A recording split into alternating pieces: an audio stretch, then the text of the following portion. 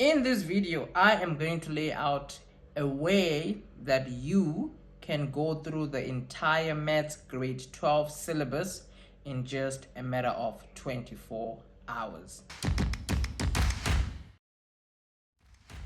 If we are considering other topics in the mix, you can imagine for algebra, we may have to shave it down to actually 2 hours. Sequences and series, we'll definitely have to boil it down to about 4 hours maximum. Functions and graphs, 5 hours maximum. Financial maths, we may have to boil it down to actually just about an hour. This is what you may want to do in the beginning. You can always add more time to these topics after you've at least gone through everything, because the issue is we tend to go through specific topics, and then by the time we are, let's say, a day or two to the exam date, now we remember that, oh, I haven't started on this topic, oh, I haven't started on this topic, and then you lose all those marks, and then now you end up failing because you spent too much time on those kinds of things. When you're starting with the revision, right, you don't want to get too consumed by a specific topic. It's almost like you want to give yourself a mini touch and go kind of scenario when it comes to these topics, so that in the space of those 24 hours you will at least be done with your full syllabus, and you can still always go back to whatever it is that you still need to go back to. Now, moving on to paper 2 topics. Topics like statistics. My recommendation is, while you're starting off with the revision, 1 hour on your statistics is good enough. Go through whatever you need to go through, try out whatever you need to try out, but then you need to move on as soon as you can. Because with things like statistics, it's not going to be difficult questions. It's questions where an hour practicing on those questions properly is good enough for you to then move on to the other topics. For those 3 topics, analytical geometry, trigonometry, and Euclidean geometry. Analytical geometry, do not give it as much time as Euclidean and trigonometry, because with analytical geometry, it is actually on a slightly lighter level. So for something like the analytical geometry course in particular, that all in all is something that actually takes you a total of 3 hours to go through the whole thing, every single video. However, if you're revising, you can clearly see that about an hour to 2 hours on analytical geometry early on is actually enough. So out of the 9 hours for these 3 topics, analytical, trigonometry, and Euclidean, 2 hours, you can allocate that to analytical geometry. It leaves you with a whole 7 hours on Euclidean geometry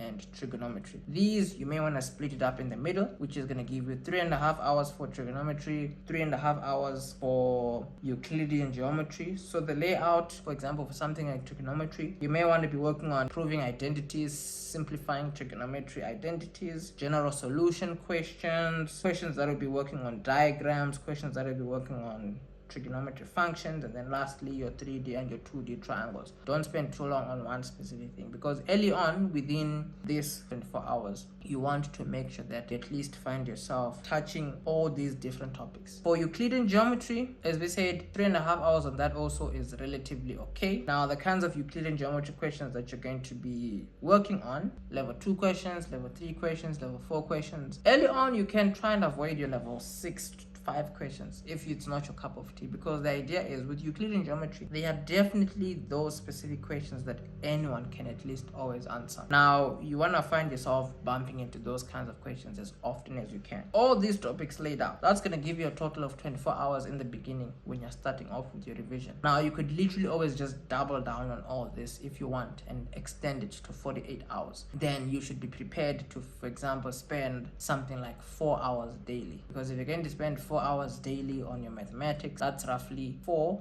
times 12 days. You will have covered a whole 48 hours working on your mathematics. Now, these numbers are there to give you an idea of how you can lay out your timetable. All the learners that have been on our online courses throughout the year, most of these courses, they have completed a minimum of about 50% of the course, 50%, 60%, going upwards to about 70%.